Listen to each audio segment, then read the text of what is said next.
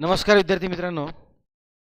आज आपण टी विशेष करून पेपर 2 साठी जे मुलं विज्ञान आणि गणित हा विषय देणार आहेत, अटेम्प्ट करणार आहेत, या मुलांसाठी खास करून एक महत्त्वाचे असे प्रश्न मी काढलेले आहेत. ज्यामध्ये प्रामुख्याने भौतिकशास्त्र आणि रसायनशास्त्र या घटकावरती प्रश्न आपल्याला पाहायला मिळतील. कारण की आपण या घटकांचा पूर्णपणे म्हणजे स्टडी ऑलरेडी केलेला आहे. लेक्चर्स आपले वेळेवर झालेले आहेत.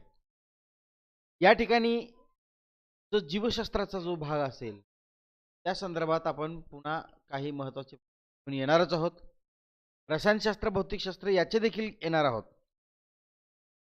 मित्रांनो, आपलं जे कंटिन्युअस लेक्चर आहेत ते तर सुरू आहेतच, परंतु त्याच्यामध्ये मुद्दामून मी या ठिकाणी एक प्रश्नपत्रिका टाकलेली आहे, जेणेकरून आपल्याला झालेल्या घटकांवरती कशा प्रकारे प्रश्न असू शकतात त्याची काठिण्य पातळी थोडीशी मी मेंटेन करण्याचा प्रयत्न केलेला आहे. खूप सोपं देखील नाहीत काही प्रश्न आणि खूप अवघड देखील नाही. चला तर मग सुरू करूया. या ठिकाणी प्रश्न आहे पहिल्यांदा. नंबर वगैरे या ठिकाणी मी काही दिलेले नाही आहेत. काही ठिकाणी नंबर आले पण असतील तर त्याच्याकडे आपण काही लक्ष देऊ नका. आपला जो मुद्दा आहे तो म्हणजे पहिला प्रश्न जो आहे तो असा आहे की शिशे हा जो धातू आहे, लीड, या धातूचा वापर जो आहे तो किरणोत्सारी पदार्थामधून होणारा किरणोत्सार अडवण्यासाठी केला जातो. हेनरी बेक्वेरेल यांनी ज्या वेळेला किरणोत्सारितेचा शोध लावला बेक्वेरेलनी, तर त्याच्यामध्ये बाहेर पडणारे जे अल्फा, बीटा आणि गॅमा हे जे किरणोत्सारी पदार्थ आहेत, याला आपण किरणोत्सार असं म्हणतो, ते अडवण्यासाठी शिशेचा वापर केला जातो असं त्यांनी सांगितलं होतं. तर मग असा कोणता गुणधर्म त्या शिशेमध्ये आहे जेणेकरून ते अडवलं जातं? Okay, which of the following property of the lead can prevent the harmful radiations released from the radioactivity? High density उच्च घनता, वैशिष्ट्यपूर्ण स्फटिक रचना, उच्च विलयन बिंदू आणि अणुसंरचना. ओके, आता मित्रांनो, या ठिकाणी जर आपल्याला एक्झॅक्ट उत्तर जरी माहिती नसेल तरी सुद्धा आपण ऑप्शन्स रिमूव्ह करू शकतो. ओके, कसं काय? अणुसंरचना असू शकत नाही उत्तर, कारण सर्व अणूंची संरचना जवळपास सारखी असते. अणूच्या केंद्रकामध्ये प्रोटॉन असतो, केंद्रकाच्या भोवती इलेक्ट्रॉन फिरत असतात. उच्च विलयन बिंदू म्हणजे मुळात म्हणजे शिशाचा उच्च विलयन बिंदू हाय बॉइलिंग पॉइंट नसतोच, त्याचा मेल्टिंग पॉइंट नसतोच, त्यामुळे तो येणार नाही. उच्च घनता हा पण येणार नाही, कारण शिशाची घनता कमी असते. त्यामुळे राहिलं काय? वैशिष्ट्यपूर्ण स्फटिक रचना असते ते. या गुणधर्माचा वापर करून केला जातो. या ठिकाणी आपणास एक आकृती दिलेली आहे आणि त्या आकृती संदर्भात विचारलेलं आहे की कोणता पर्याय बरोबर आहे. न्यूटनचा तिसरा नियम, प्रकाशाचे अपूर्ण अपवर्तन, हा येणारच नाही अजिबात. कारण प्रकाशाच्या अपवर्तनामध्ये कसं असतं, समजा हा काच आहे, तर या काचेमधून जर प्रकाश किरण येत असतील तर ते अशा प्रकारे स्वतःचं डायरेक्शन चेंज करतात. त्यामुळे इथं डायरेक्शन चेंज झालेलं काही दिसतच नाहीये, त्यामुळं अपवर्तन येणार नाहीये. ओके, न्यूटनचा तिसरा नियम काय सांगतोय? क्रियाबल आणि प्रतिक्रिया बल यांची परिमाणे समान असतात, परंतु दिशा मात्र भिन्न असतात. ऍक्शन फोर्स आणि रिॲक्शन फोर्स. मग आता या ठिकाणी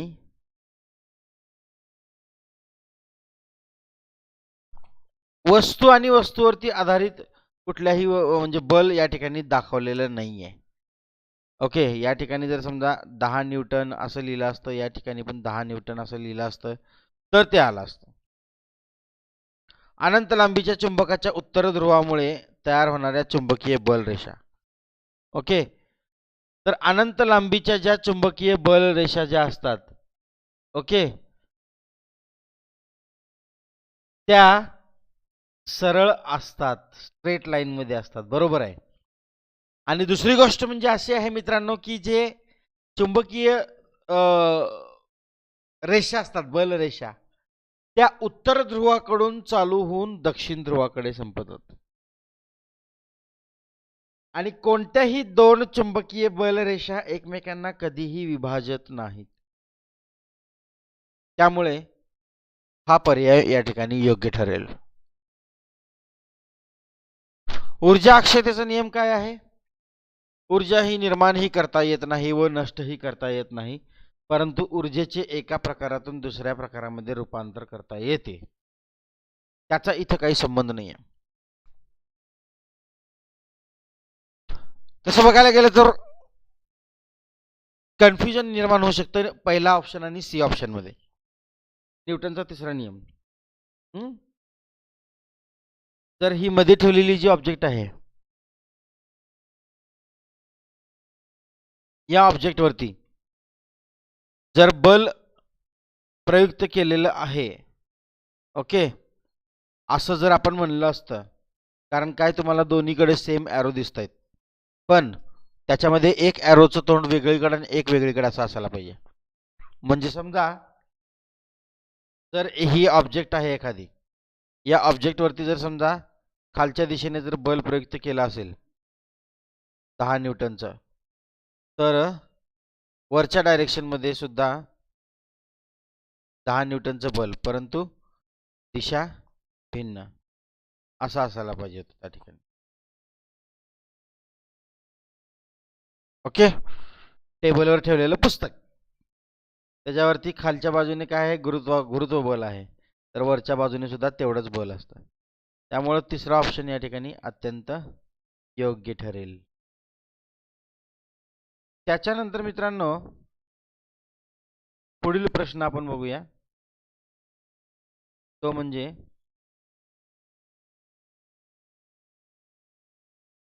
एखाद्या घटनेसाठी संवेगाचे सूत्र पुढील प्रमाणे आहे.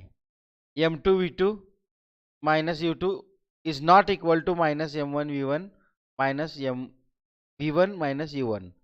ओके. तर संवेग म्हणजे काय असतो?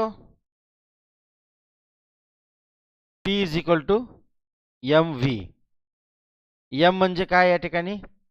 वस्तुमान. ओके. आणि v म्हणजे काय असतो? वेग. तर सुरुवातीचा जो वेग असतो त्याला आपण u ने म्हणतो. ओके, सुरुवातीचा वेग. आणि जो v असतो त्याला आपण काय म्हणतो? अंतिम वेग म्हणतो.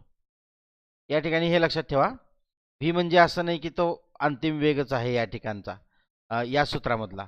हा जो v म्हणजे तो फक्त वेग आहे, तो सुरुवातीचा पण असू शकतो, अंतिम पण असू शकतो. ओके. तर ज्या वेळेला एखाद्या वस्तूमध्ये जेव्हा संवेग असतो, तर त्यावेळेला जर हे दोन्ही इक्वल असतील मध्ये, समजा m2 आणि v2 minus u2 is equal to m minus m1 v1 u1, म्हणजे a ही वस्तू आहे आणि ही b वस्तू आहे समजा. ओके. तर या a चा संवेग आणि b चा संवेग या ठिकाणी दाखवलेला आहे. तर ज्या वेळेला इथे इक्वल असेल त्यावेळेला याच्यावरती कोणतंच बाह्य बल कार्यरत नाही असा अर्थ होतो. म्हणजे दोन वस्तू एकमेकावर जर आदळल्या तर त्या आदळण्याच्या अगोदरचा संवेग आणि आदळल्याच्या नंतरचा संवेग हा काय असतो? समान असतो, इक्वल असतो. म्हणजे आता सध्या त्या वस्तूवरती कोणतंच बल कार्यरत नाहीये. मग इथे इक्वलच्या ठिकाणी आपल्याला नॉट इक्वल असं म्हणलेलं आहे, म्हणजे कोणतं तरी बल कार्यरत असणार आहे त्या ठिकाणी. ओके. तर हे त्याचे कारण आहे.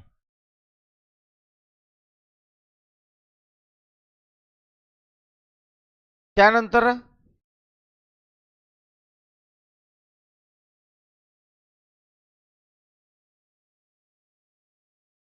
क्वेश्चन असा आहे की सपाट आरशामुळे मिळणारे विशालन किती? आता विशालन म्हणजे काय? मॅग्निफिकेशन. मॅग्निफिकेशनचा फॉर्म्युला काय आहे? H2 भागिले H1 म्हणजेच प्रतिमेची उंची भागिले प्रत्यक्षात वस्तूची उंची है ना. तर सपाट आरशामध्ये जी वस्तूचे जे काही विशालन असतं म्हणजे ते काय तेवढंच असतं.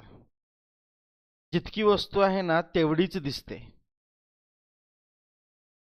त्याच्यापेक्षा मोठी पण दिसत नाही आणि त्याच्यापेक्षा कमी पण दिसत नाही.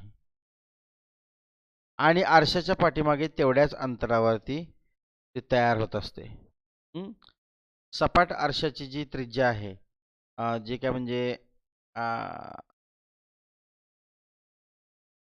नाभी अंतर आपण त्याला म्हणतो ते अनंत असतं. म्हणून या ठिकाणी मिळणारं विशालन आपण त्याला शून्य असं म्हणू शकतो. त्यानंतर मित्रांनो वेग आणि वेळ, वेलॉसिटी आणि टाइम यांचा जो आहे एक घटना दिलेली आहे की गोलंदाजाने चेंडू ऊर्ध्व दिशेने फेकला म्हणजे वरच्या डायरेक्शन मध्ये आणि काही काळामध्ये पुन्हा तो त्याच्या हातामध्ये लावला म्हणजे वर फेकून कॅच पकडला परत. तर या केसमध्ये कोणता आलेख जो आहे तो योग्य वर्णन करेल त्या घटनेचे? ओके, तर सगळ्यांना लक्षात आलंच असेल की सी हा आलेख त्या ठिकाणी योग्य ठरेल. कारण इथं बघा वेळ आहे इकडं, तर जसं जसं टाइम चाललेला आहे तसं तसं तो एका विशिष्ट उंचीपर्यंत पोहोचला. तिथून परत तो टाइम गेल्यानंतर पुन्हा खाली जिथं आहे त्याच ठिकाणी आला है ना. एक विशिष्ट उंची गाठली आणि तिथून खाली आला परत. म्हणून सी हा ऑप्शन असेल. या ठिकाणी तर परत रिटर्न आलेलंच नाहीये है ना.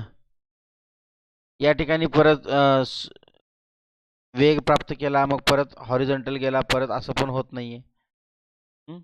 आणि हे तर नाहीच आहे. आदळून परत विसावला म्हणलंय ना हातामध्ये, त्या ठिकाणी इथे येऊन परत इकडे गेला असं त्याचा अर्थ होतो. त्यामुळे हे पण येणार नाही आणि हे तर नाहीच नाही. ओके, सेल्सिअस श्रेणी तापमापकामध्ये पाण्याचा जो गोठण बिंदू आहे ते उत्कलन बिंदूच्या तापमान फरकाचे समान 100 भाग केलेले असतात. याच तापमान फरकाचे फॅरनहाइट तापमापकामध्ये ती समान भाग केलेले असतात. तर हा फॅक्च्युअल क्वेश्चन आहे 180.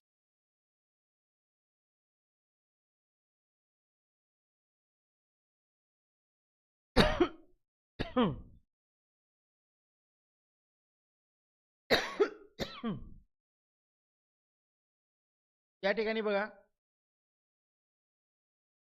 एक नाद काटा जो आहे तो 0.5 मीटर तरंग लांबीच्या ध्वनी लहरी निर्माण करतो.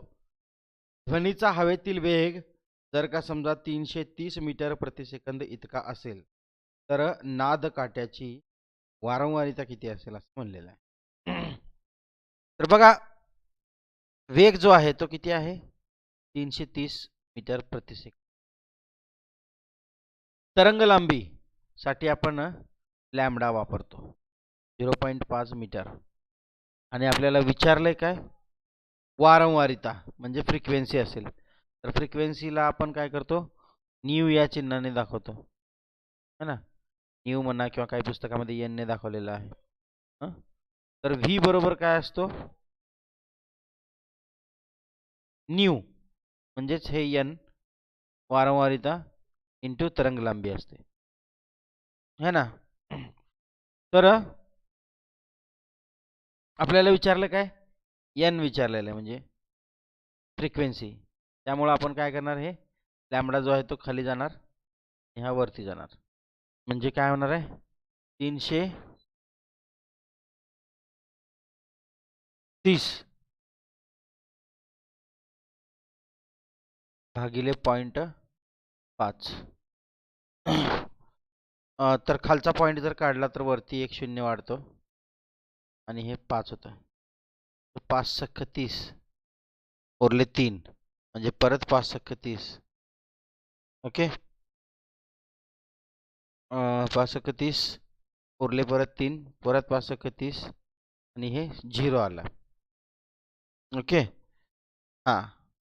तर इथं पॉईंट 5 आहे ना, आपण अगोदर 5 घेतलं होतं, त्यामुळे इथं 1 नंतर पॉईंट जर दिला तर हे काय होतं, 66 होतं.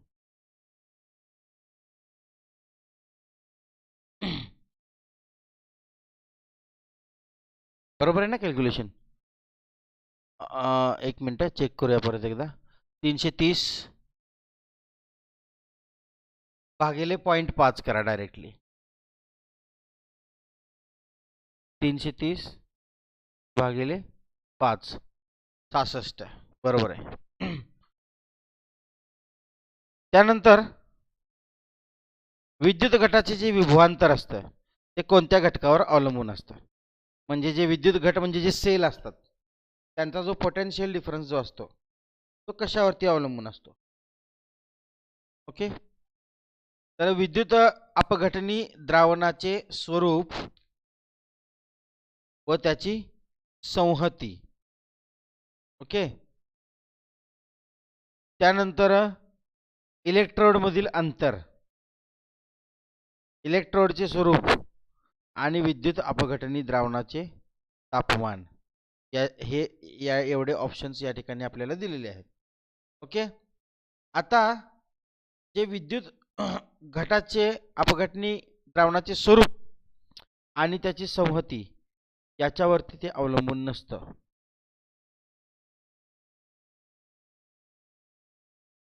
इलेक्ट्रोडमधील अंतर याच्यावरती अवलंबून असतो. इलेक्ट्रोडमधील अंतर.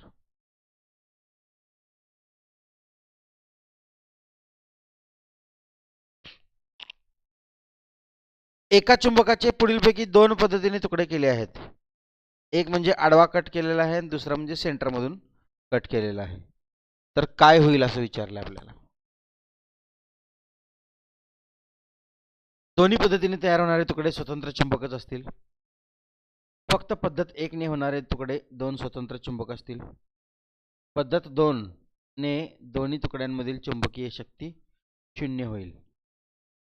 तर कुठल्याही तुम्ही पट्टी चुंबकाचे जर तुकडे जर केला तर कितीही कसेही तुकडे जर केला तर प्रत्येक तुकडा हा स्वतंत्र चुंबकच असणार आहे. ओके. त्यामुळं हे विधान अगदी बरोबर आहे. त्यामुळं विधान 1 हे बरोबर आहे.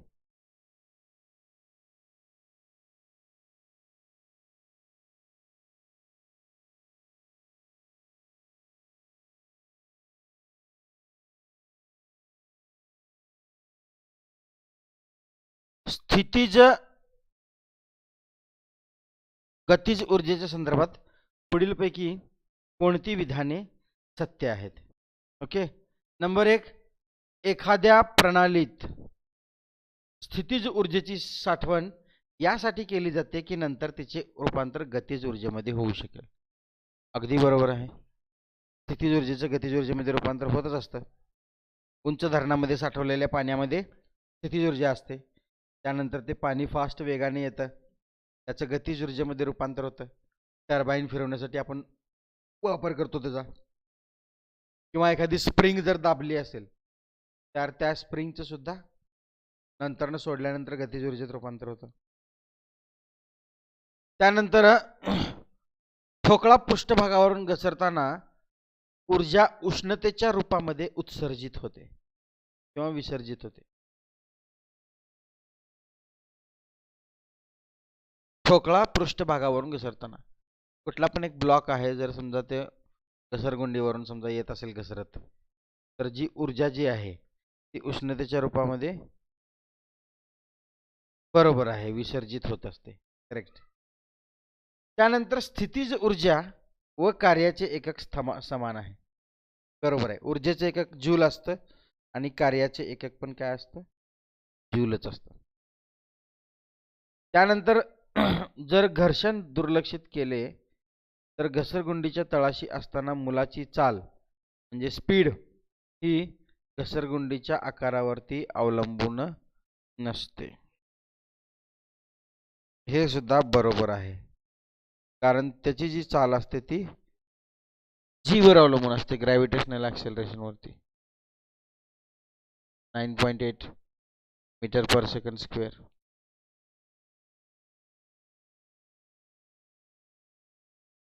त्यामुळे काय येईल? सर्व बरोबर. 1, 2, 3 आणि 4. त्यानंतर प्रश्न थोडेसे जास्त आहेत, त्यामुळे मी तुम्हाला जास्त एक्सप्लेनेशन देणार नाही. तुम्ही समजून घ्या, कारण ऑलरेडी हा पार्ट शिकवून झालेला आहे. पुढीलपैकी कोणता गुणधर्म प्लाझ्मा या अवस्थेसाठी लागू होत नाही? प्लाझ्मा अवस्थेत पदार्थाला निश्चित आकार नसतो, लागू होत नाही असं म्हणलेलं आहे. ओके ओके, हे बरोबर आहे. निश्चित आकार नसतो हे बरोबर आहे, पण आपल्याला जे लागू होत नाही ते लिहायचं आहे. प्लाझ्मा अवस्थेतील पदार्थाचे निश्चित आकारमान नसते, पण बरोबर आहे. म्हणजे लागू होते है ना, आपल्याला होत नाही ते बघायचं आहे. प्लाझ्मा अवस्था विद्युत भारित अवस्था असेलच असे नाही, तर हे लागू होत नाही. म्हणजे प्लाझ्मा अवस्थेमध्ये विद्युत भारित अवस्था असतेच, या ठिकाणी असेलच असे नाही म्हणलेलं आहे. त्यामुळे आपलं उत्तर काय आहे? Option C. ऑप्शन सी या ठिकाणी लागू होत नाही. प्लाझ्मा अवस्था विद्युत सुवाहक आहे, हे लागू होतं. ए, बी आणि डी लागू होतात, ती त्याला लागू होत नाही. पुढीलपैकी कोणते एकक लांबी मोजण्यासाठी वापरले जात नाही? अँगस्ट्रॉम वापरलं जातं अत्यंत लहान सूक्ष्मजीवांसाठी वगैरे. प्रकाश वर्ष, ग्रह तारे यांच्यामधील अंतर मोजण्यासाठी वापरला जातो. फर्मी पण अंतर मोजण्याचंच एकक आहे, परंतु रेडियन जे आहे त्याच्याने आपण अँगल मोजत असतो, कोण. ओके, त्यामुळे ते कोण हे काय येईल आपलं, रेडियन हे काय येईल.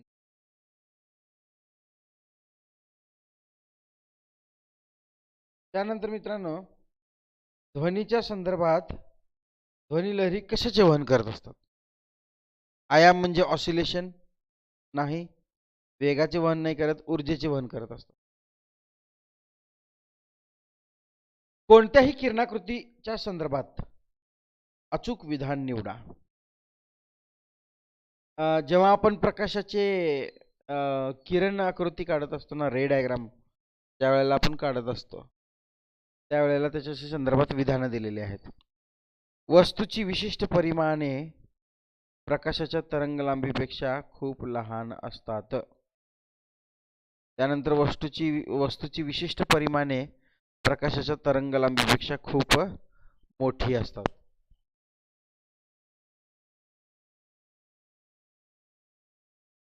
वस्तूची विशिष्ट परिमाणे जवळजवळ प्रकाशाच्या तरंगलांबी एवढीच असतात. आता वस्तूची जी काही परिमाणे असतात मोजण्याची, ती प्रकाशाच्या तरंगलांबीपेक्षा लहान असू शकत नाहीत, कारण प्रकाशाची तरंगलांबी ही आपण अँगस्ट्रॉम मध्ये मोजतो. तर 1 अँगस्ट्रॉम म्हणजे 10⁻⁸ सेंटीमीटर एवढा असतो लहान. त्यामुळं या ठिकाणी ऑप्शन बी येईल की वस्तूची विशिष्ट परिमाणे जी असतात ती प्रकाशाच्या तरंगलांबीपेक्षा मोठी असतात. त्यामुळं हा येणार नाही, आणि तरंगलांबी एवढेच तर असू शकत नाही. वस्तूची विशिष्ट परिमाणे मोजता येत नाहीत म्हणले, मोजता येतात.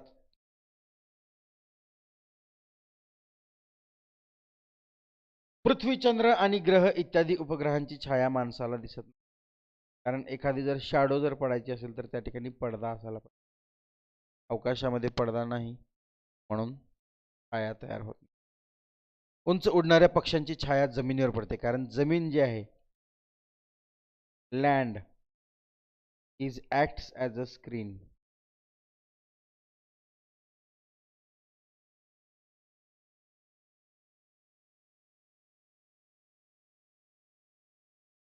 मानवी नेत्रगोलामध्ये पुढील बाजूस भिंग असून मागील बाजूस प्रकाश संवेदनशील क्षेत्र असते. या भिंगाचे स्वरूप कसे असते असं म्हणलेलं आहे आपल्याला. ओके, तर त्या भिंगाचे स्वरूप कसे असते? पारदर्शक.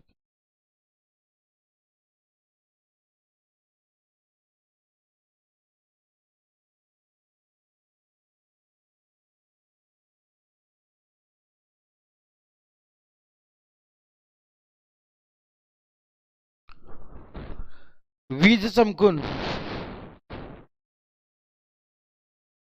वादळ होत असताना पुढीलपैकी कोणती काळजी घ्यायला पाहिजे? तर नंबर 1 बघा, मोकळ्या माळावरील एकमेव असलेल्या झाडाखाली कधीही आश्रय घेऊ नका. हे बरोबर आहे.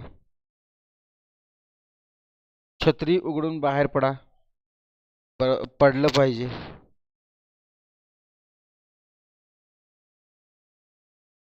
त्यानंतर उंचावरील ठिकाणी जा असं म्हणलेलं आहे, हे चुकीचं आहे.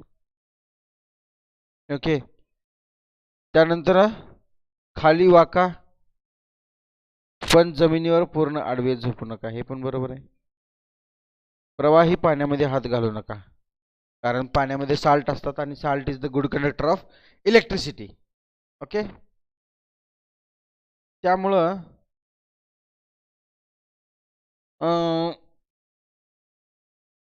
छत्री उघडून बाहेर पडा.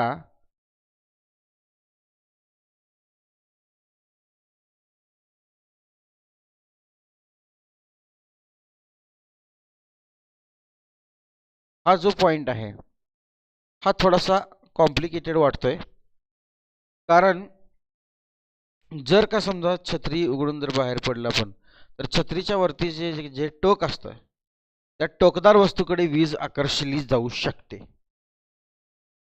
त्यामुळं हा सुद्धा येणार नाही. या ठिकाणी 1, 4 आणि 5 येतील. एक अश्वशक्ती म्हणजे 746 वॅट. हा काय फॅक्च्युअल प्रश्न आहे. ओके, तो जनरली सगळ्यांना पाठांतराचाच भाग आहे तो.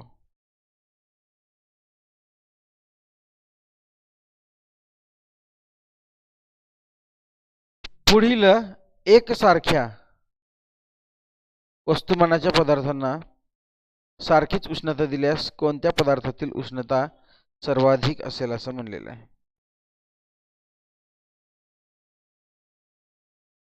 पाणी, पारा, केरोसिन, काच. आता बघा, प्रत्येक पदार्थाची उष्णता शोषून घेण्याची क्षमता वेगवेगळी असते. त्याला आपण काय म्हणतो? विशिष्ट उष्माधारकता असं म्हणतो. विशिष्ट उष्माधारकता. समजा एक मेणाचा या ठिकाणी एक थर आहे, मेणाचा थर. ओके, मेण. आणि या मेणाच्या थरावरती आपण 3 गोळे घेतले. एक म्हणजे लोह, ओके, दुसरा म्हणजे तांबे आणि तिसरा म्हणजे शिशे. हे तिन्ही समान आकारमानाचे आहेत. त्यानंतर समान तापमान त्यांना दिलं आणि याच्यावरती जर समान टायमिंगला, सेम टायमिंगला जर ठेवलं तर हे खाली घुसत असतात.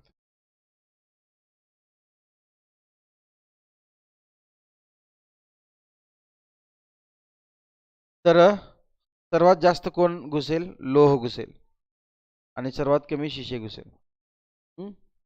कारण का? तापमान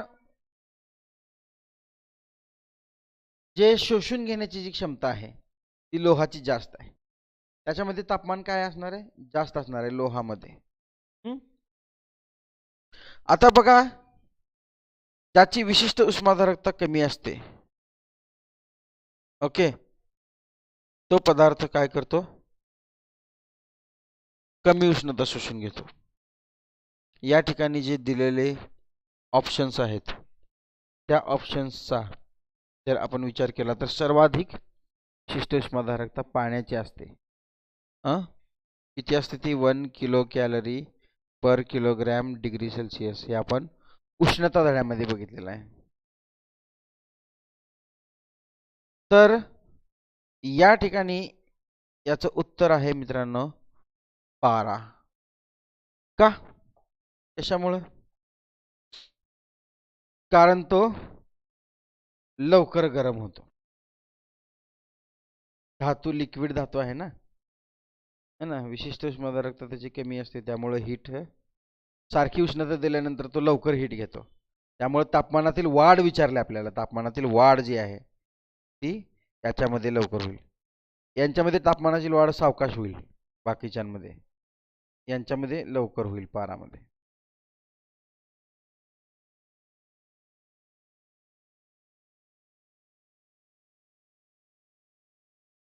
त्यानंतरचा प्रश्न आहे, एका श्राव्यातीत ध्वनी लहर दोषपूर्ण पृष्ठभागावरती कार्यान्वित केल्याच्या संदर्भात योग्य विधान निवडा असं म्हणलेलं आहे. ओके, म्हणजेच अल्ट्रासॉनिक साऊंड. जर समजा आपण एखाद्या म्हणजे फॉल्टी सरफेसवरती, खडबडीत वरती जर आदळलं तर काय होईल? सदोष पृष्ठभागामुळे त्याची वारंवारिता बदलेल. पृष्ठभाग सदोष असल्यास त्यातून श्राव्यातीत ध्वनिलहरी सरळ पार होतील, हे तर येणारच नाही. सदोष पृष्ठभागामध्ये श्राव्यातीत ध्वनिलहरी परावर्तित होतात, तर हे बरोबर आहे.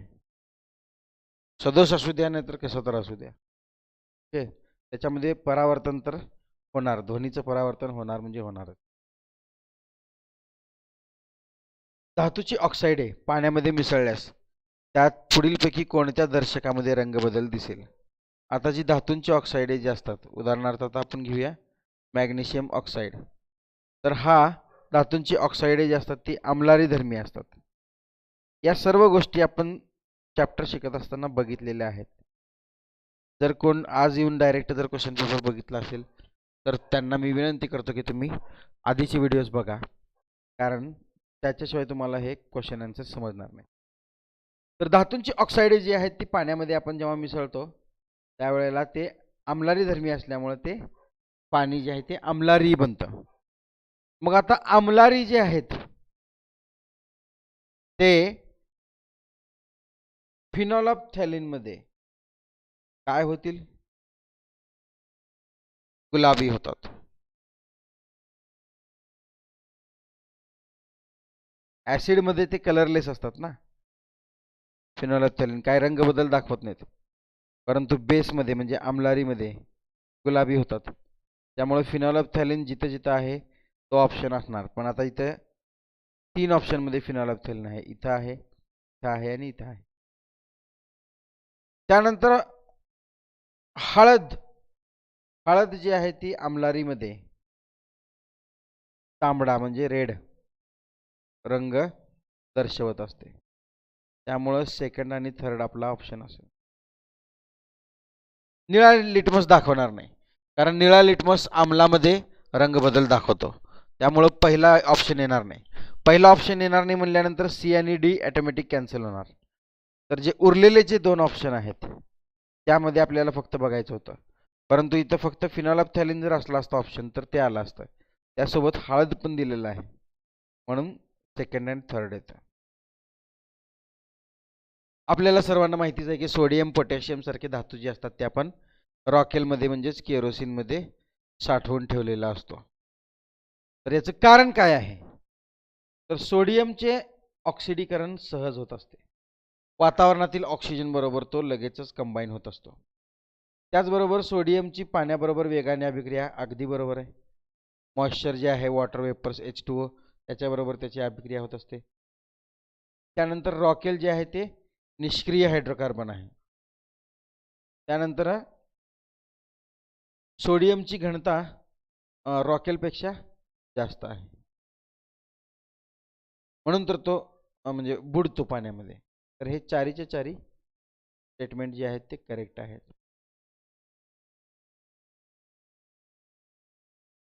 अपघटनी पात्राच्या विद्युत परिपथातील दिवा पेटण्यासाठी पुढील कशाचे जलीय द्रावण वापरत आहे ना? हे अपघटन पात्र जे असतं ना, असं संचू पात्र,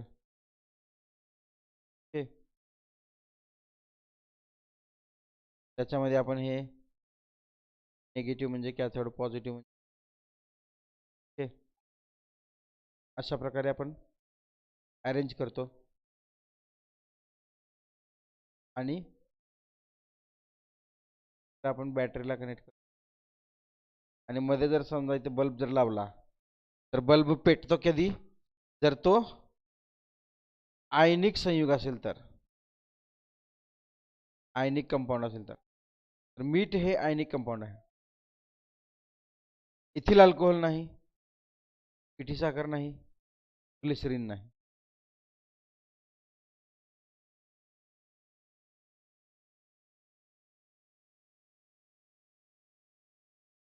त्याच्यानंतर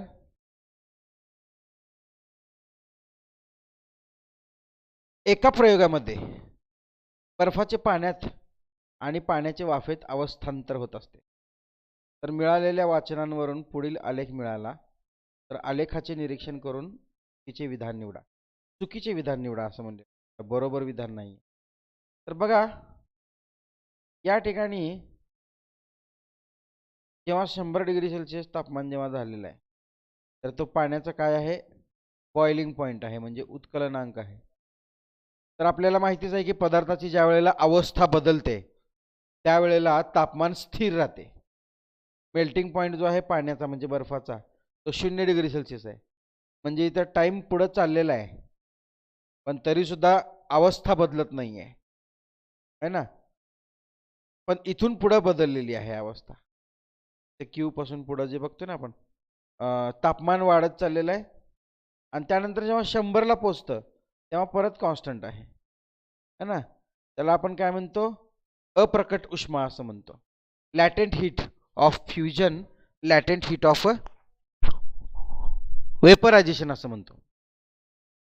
मग आता या ठिकाणी बघा अवस्थांतर होताना तापमान स्थिर राहते, हे बरोबर आहे विधान. आपल्याला चुकीचं ओळखा म्हणलेलं आहे. वितळण्यापेक्षा उत्कलनाला जास्त वेळ लागतो, हे पण बरोबर आहे. क्यू या बिंदूवर असताना बर्फ तरंगू लागेल. क्यू या बिंदूवरती असताना बर्फ तरंगणार नाही, कारण तिथून तापमान वाढून काय झालेलं आहे, पाण्यात रूपांतर होत चाललेलं आहे हळूहळू है ना. आलेखाची परिमाणे दाबानुरूप बदलतील, बरोबर आहे. दाब जर आपण प्रयुक्त केला एखाद्या वस्तूवरती तर त्याचा जो आहे तो मेल्टिंग पॉईंट आणि बॉइलिंग पॉईंट चेंज होत असतो. रिजिलेशनची कन्सेप्ट तुम्हाला माहिती असेल की बारीक तार जर वजन बांधून 1-1 किलो इकडे इकडे जर बर्फावरती जर ठेवली तर ती तार त्या बर्फावरती प्रेशर अप्लाय करते. प्रेशर अप्लाय केल्यामुळे त्याचा मेल्टिंग पॉईंट काय होतो, कमी होतो.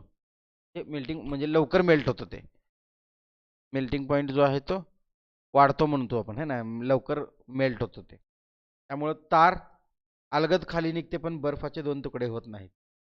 म्हणजे प्रेशर जर अप्लाय केलं तर त्याच्या मेल्टिंग पॉईंटवर वगैरे परिणाम होत असतो. त्यामुळेच आपण प्रेशर कुकरचा वापर करत असतो. त्यामुळे चुकीचं विधान जे आहे ते सी आहे. त्यामुळं आपलं उत्तर काय आहे, सी आहे, कारण आपल्याला चुकीचं ओळखा असं म्हणलेलं आहे.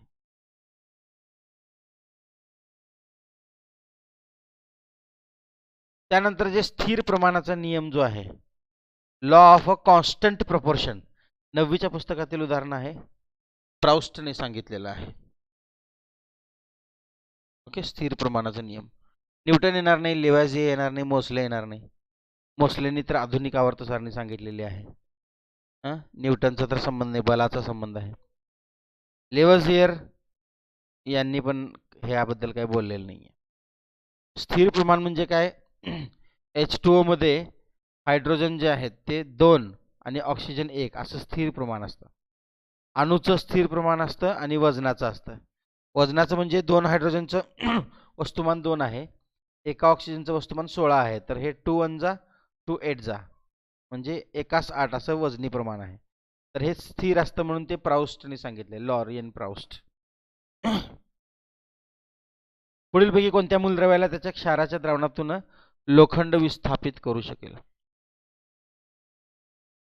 आता या ठिकाणी बघा सर्वात महत्त्वाचा म्हणजे मुद्दा या ठिकाणी आहे तो म्हणजे या ठिकाणी रिॲक्टिव्हिटी सिरीज आपल्याला माहिती असायला पाहिजे. तर रिॲक्टिव्हिटी सिरीज कशी आहे, potassium, sodium, calcium, magnesium, aluminium, zinc, iron, PB, copper, mercury, है ना,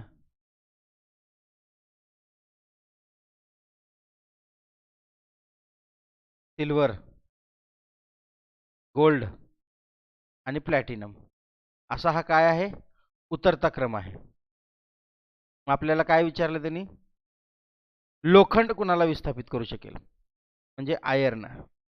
ओके, तर आयर्न इथं आहे, म्हणजे जो जास्त रिॲक्टिव्ह आहे तो खालच्यांना विस्थापित करत असतो. तर इथं जे ऑप्शन दिलेले आहेत त्यानुसार झिंक येणार नाही, पोटॅशियम तर अजिबातच येणार नाही, सोडियम पण येणार नाही, तांबे येईल. ओके, कारण तांबे हे कुठं आहे बघा, आयर्नच्या खाली आहे, त्यामुळं आयर्न जास्त रिॲक्टिव्ह असल्यामुळे तो त्याला विस्थापित करेल. कोरडा सल्फर डायऑक्साईड, ओके, असलेल्या पात्रामध्ये कोरडा निळा आणि लाल लिटमस पेपर जर धरून ठेवला तर कोणता बदल दिसून येईल. तर कोरड्या वातावरणामध्ये किंवा कोरडं जर ॲटमॉस्फिअर जर आपण दिलं त्याला, तर लिटमस चेंजेस दाखवत नाही, कारण लिटमसमध्ये जे काही चेंजेस होतात ते की नाही ओलसर अवस्थेमध्येच होत असतात. ओके, सल्फर डायऑक्साईड म्हणजे अधातू आहे, अधातूंचे ऑक्साईड हे काय असतात, आम्लधर्मी असतात. जर का समजा हे जर निळा लिटमस जर आपण ओला केला असता, निळा लिटमस जर आपण समजा ओला केला असता, तर ओला केल्यानंतर का नाही ते कलर चेंज दाखवला असता, कारण तो H2O आणि SO2 जो आहे ना ते मिळून सल्फ्युरिक ॲसिड तयार झाला असतं, H2SO4, आणि आम्लामध्ये निळा लिटमस पेपर काय होत असतो, लाल होत असतो, त्यामुळे तिथं कलर चेंज दाखवला असता. पण हे कोरडा आहे, लिटमस पण कोरडा आहे आणि सल्फर डायऑक्साईड पण कोरडा आहे, त्यामुळे लिटमसचे कागद जे आहेत ते तसेच राहतील. ओके, त्यानंतर पुढील पैकी किती इलेक्ट्रॉने स्वरूपाने हे निव्वळ धातू दर्शवतात. धातूंच्या शेवटच्या कक्षेमध्ये 1, 2 किंवा 3 इलेक्ट्रॉन असतात, त्यामुळे इथं 1 आहे, इथं 3 आहे, हे येणार नाही, हे येणार नाही, म्हणजे कॅन्सल होतील, म्हणजे 2. 500 ml पाण्यामध्ये 1.825 ग्रॅम HCl मिसळले असता डॅश तयार होईल. ऑप्शन्स आहेत मोलचे. तर 1 मोल म्हणजे काय असतं, 1 मोल HCl म्हणजे काय, HClचं वस्तुमान किती आहे, 36.5, हे सुद्धा मी अगोदर सांगितलेलं आहे. तर मोलचं सूत्र काय आहे की W/mW, म्हणजे 36.5 ग्रॅम जर HCl जर आपण घेतलात तर त्याचं वस्तुमान पण रेणू वस्तुमान पण किती आहे, 36.5च आहे. तर हे 36.5 आणि भागिले तेवढं जर केलं तर 1 येते आन्सर, म्हणजे ते 1 मोल येतं. परंतु हे कधी 1 लिटरमध्ये आहे ना, तर आपल्याकडे पाणी किती आहे, 500 ml आहे की नाही, आणि HCl पण किती आहे, 1.825 आहे. तर बघा 1.825 ग्रॅम भागिले 36.5 है ना, तर या ठिकाणी काय होईल,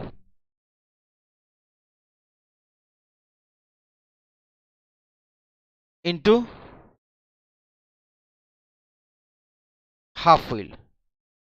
हाफ म्हणजे का, कारण 0.5 500 ml आहे ना, 1000 ml म्हणजे 1 लिटर, तर 500 ml म्हणजे x असं करतो आपण, तर 1000 x बरोबर 500, तर x बरोबर काय होईल, 500 भागिले 1000 है ना, म्हणजे इथं 0 0 कॅन्सल, 0 0 कॅन्सल, 5/10 म्हणजेच 5 1 5, 5 2 10, 1.1/2 आला है ना.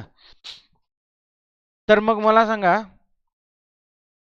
या ठिकाणी 1825 भागिले 36.5, किंवा आपण अगोदर काय करूया, पॉइंट नंतर देऊया, 1825 भागिले 365 करूया. ओके, तर किती येतं आन्सर,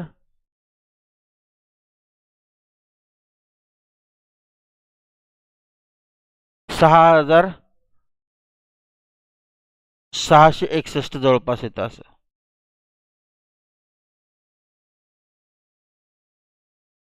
अशा प्रकारे कॅल्क्युलेशन तुम्ही करू शकता. आता वेळ वाया घालवण्यापेक्षा 5 आहे म्हणल्यानंतर 5च्या पाड्यामध्ये असणारच आहे ते. 5ची कसोटी आपण म्हणतो त्याला, है ना.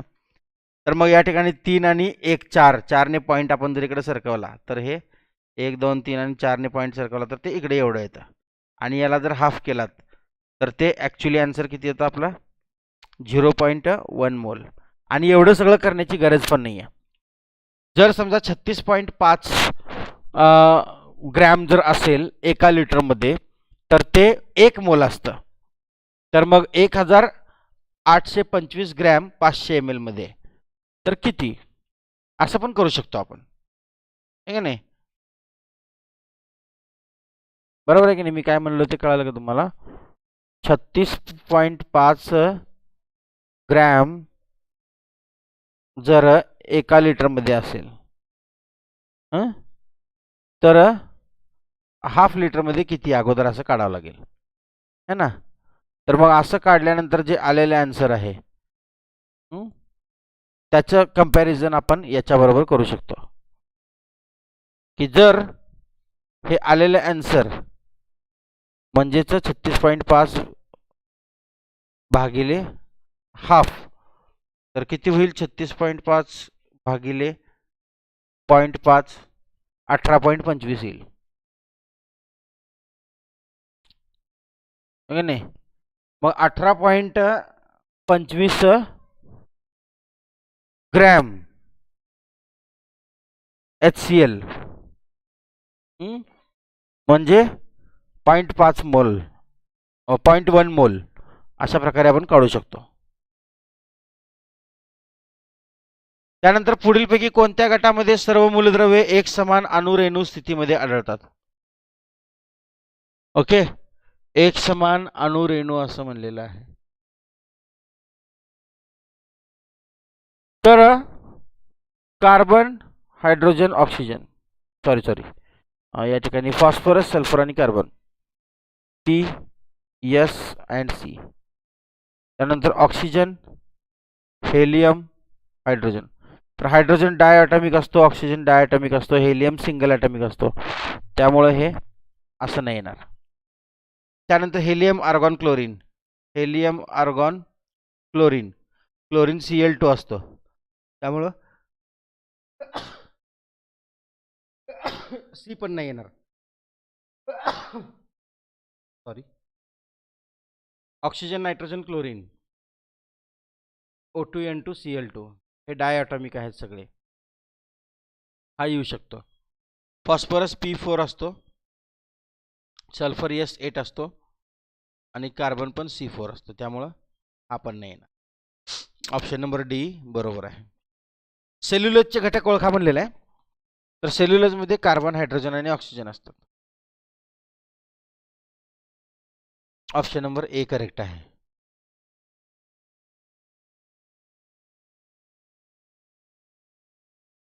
त्यानंतर खालीलपैकी सर्वोच्च सामू म्हणजे pH असलेला पदार्थ निवडा असं म्हणलेलं आहे. ओके, तर रक्त जे आहे त्याचा pH यांच्यापेक्षा जास्त असेल. घाम रसचा तर कमीच असेल. अश्रू हे पण डायल्यूट असतात, त्यामुळे हे येणार नाही.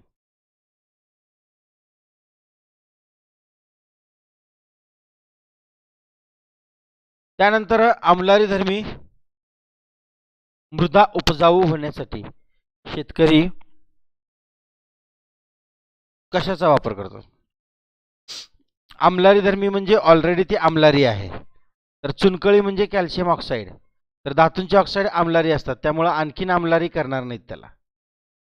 ओके, जिप्सम पण नाही टाकणार, रासायनिक खतं तर नाहीच नाही टाकणार, सेंद्रिय पदार्थ टाकतील. सोडियम बायकार्बोनेट आणि सोडियम कार्बोनेट यांच्यातील साम्य कशाच्या बाबतीत आहे. रेणुसूत्राच्या बाबतीत आहे, कारण हे Na2CO3 आहे, सोडियम कार्बोनेट, आणि बायकार्बोनेट काय आहे NaHCO3 आहे. तर NaCO3 NaCO3 त्यांच्यामध्ये कॉमन आहे. पुढीलपैकी कोणत्या मूलद्रव्यांची जोडी ही एकास एक मोल गुणोत्तर दर्शवते. 10 ग्रॅम कॅल्शियम आणि 12 ग्रॅम मॅग्नेशियम हे होणार नाही. कारण मोल म्हणजे काय आत्ताच बघितले आपण, W/MW. तर कॅल्शियमचं वस्तुमान किती आहे, 40 आहे. कारण ॲटॉमिक नंबर त्याचा 20 असल्यामुळं. तर 40 भागिले 10 जर केलं तर 10 1 10 10 चौक 40 म्हणजे हे 4 आलं. आणि 12 ग्रॅम मॅग्नेशियम म्हणजे मॅग्नेशियमचं वस्तुमान 24 आहे. तर 12 भागिले 24 म्हणजे हाफ आलं. म्हणजे 4.5 आलं हे. तर हे असं नाही आहे, एकाच एक दाखवायला पाहिजे ना. तर दुसरा ऑप्शन काय बघा, 12 ग्रॅम मॅग्नेशियम. तर 12 ग्रॅम मॅग्नेशियम म्हणजे 12 1 12 12 2 24 म्हणजे 0.5 आलं. 6 ग्रॅम कार्बन, कार्बनचं वस्तुमान 12 असतं. इथे दिलं किती, 6 ग्रॅम दिलेलं आहे. तर 6 ग्रॅम भागिले 12, 6 1 6 6 2 12, 1/2 म्हणजेच 0.5. तर हे 0.5 1 5 0.5 1 0.5. तर एकास एक हे दर्शवते. त्यामुळे हे बी ऑप्शन बरोबर आहे.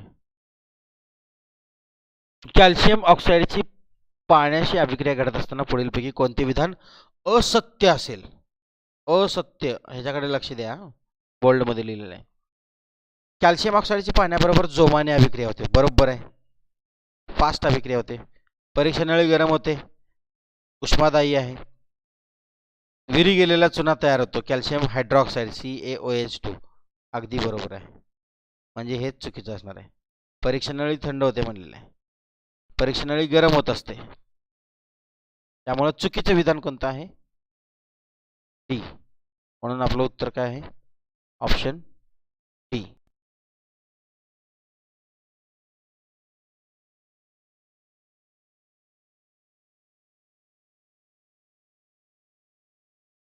कलिलाच्या अनुषंगाने गटात न बसणारा पदार्थ ओळखा.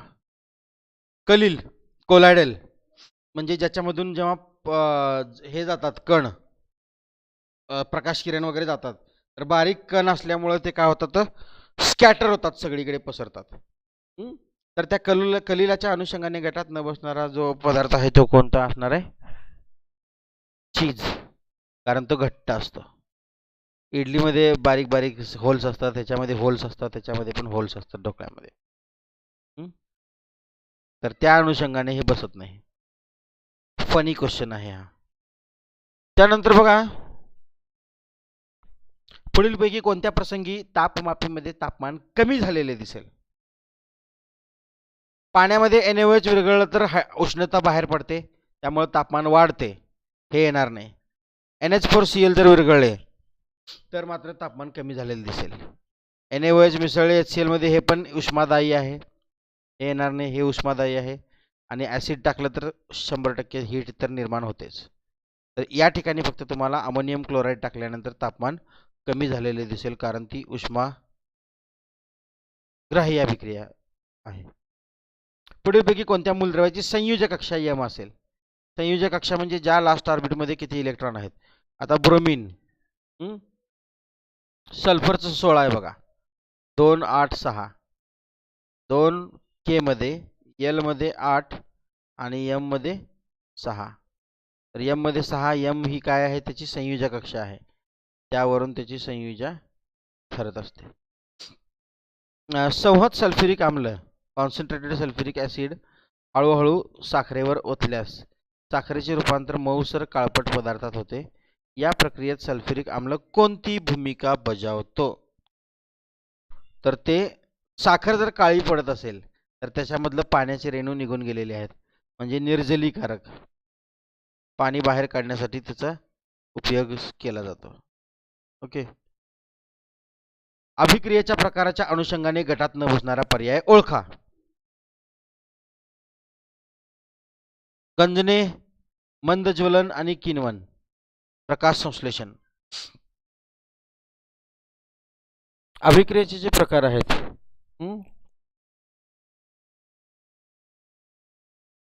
त्या अनुषंगाने विचारलेलं आहे.